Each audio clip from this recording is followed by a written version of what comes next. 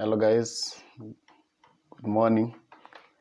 Our today's topic, we are going to discuss on the impact of apartheid regime or the impact of apartheid on gender relations, and we are specifically going to discuss the impact of apartheid regime on gender relation in South Africa. So our question is that with reference to colonial South Africa, analyze the impact of apartheid on gender relations. Before we continue with our discussion, or before we go just direct on explaining the impacts, we first of all want to explain what is the meaning of the apartheid rule or the meaning of apartheid. This is the system of racial segregation in which one race is maintained as the dominant group and others are prevented from social contact with them. This can be enforced by law or through social norms. Apartheid was first used in South Africa to describe a system of racial segregation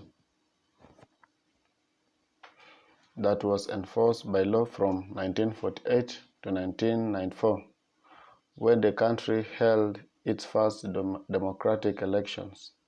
Under this system, black South Africans were prohibited from voting or running for office.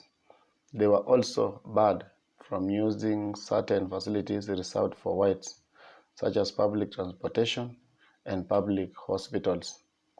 Apartheid was officially abolished in South Africa after the apartheid government was overthrown by the African National Congress in 1994. However, some forms of the de facto apartheid still exist today, most notably in Israel, where Palestinians are subject to curfews and checkpoints that restrict their ability to travel through the country, while Israeli citizens enjoy unrestricted access. In colonial South Africa, the impact of apartheid on gender relations was significant. Apartheid was a system of racial segregation enforced by the government and supported by many citizens. Under this system, women were denied access to education, political power, and other rights afforded to white men. Black women also subjected to forced labor and apartheid laws, while men were required to work in mines or other industries in order to pay off their debts. Women were often coerced into working as domestic servants for white families. While black men were often subject to violence at the hands of white police officers, black women suffered even more severe forms of abuse at the hands of white colonists. It is estimated that between 1900 and 1960, over 2 million black women were raped by white men during this period alone. In addition to facing racial discrimination from colonists, black women also faced sexism within their own communities.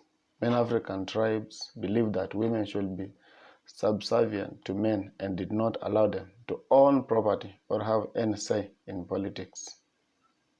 In the late 19th century, South Africa instituted a system of racial segregation called apartheid.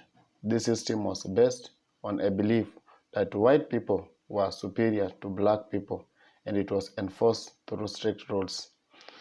In this paper, we are going to analyze how apartheid affected gender relations in South Africa, but we have discussed some ways in which apartheid relation or apartheid affected gender relation in South Africa. So we are just going to add on what we have not, or I have not added, or I have not tackled. And specifically, I will discuss how the system affected women's rights, how it affected women's ability to own property, and how it affected women's access to education. First of all, I think it is important to note that while apartheid affected gender relations in general, it also affected men and women differently. For example, men were allowed to vote while women were not. However, both men and women were required to carry passes if they wanted to leave their home without supervision by an adult male family member or employee. Secondly, I think it is important to note that apartheid did not affect all gender roles equally. It had different effects on men than on women. For example, many jobs were reserved for white men. However, there are fewer jobs available for black men than there were for black women because many black men worked as laborers. It's also important to note that some aspects of gender relations remained unchanged during this time period. For example, the apartheid system in South Africa was a system of institutionalized racial segregation. It was created in 1948 and ended in 1994 with the election of Nelson Mandela as president. It affected all aspects of life in South Africa, from where people lived and worked to who they could marry and how much education they were allowed to receive.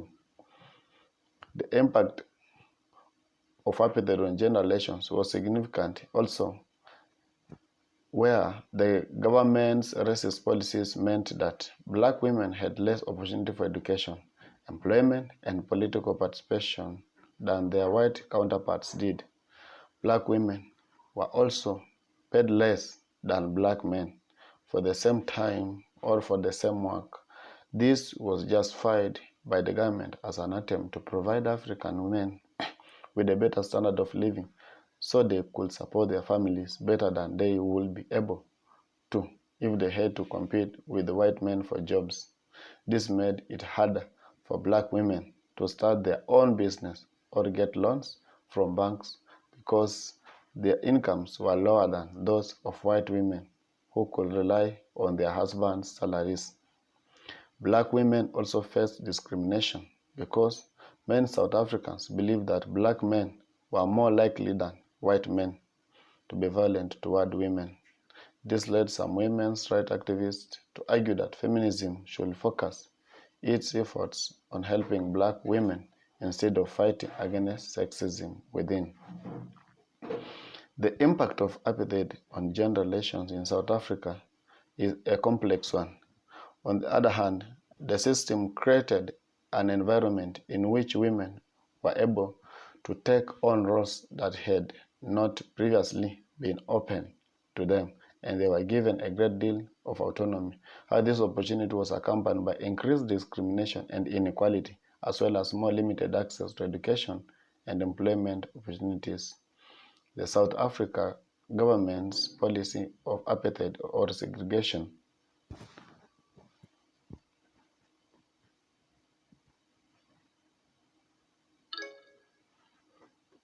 sorry, or segregation had a significant impact on gender relations in the country, where South African apartheid policies were initially implemented for racial reasons. They also had a significant impact on women and men. First, the government enforced laws that limited women's access to jobs and education. Women were not allowed to hold certain positions in government or enter certain professions such as medicine or law. Additionally, the government made it illegal for women to vote until 1984, almost 30 years after white men were granted this right.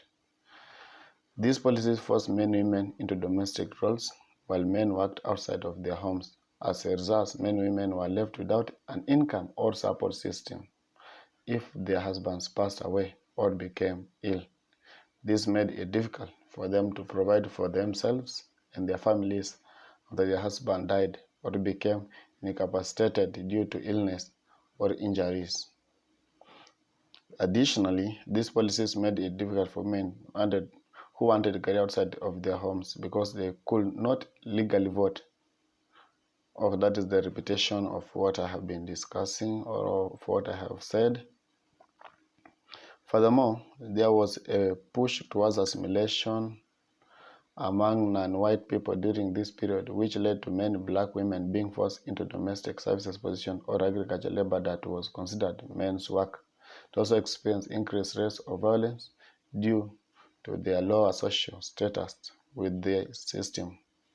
That was a policy of racial segregation in South Africa, first implemented by the Afrikaner Nationalist Party in 1948, led to a rigidly defined system of racial classification and stratification, where people were defined as either white or black and segregated from other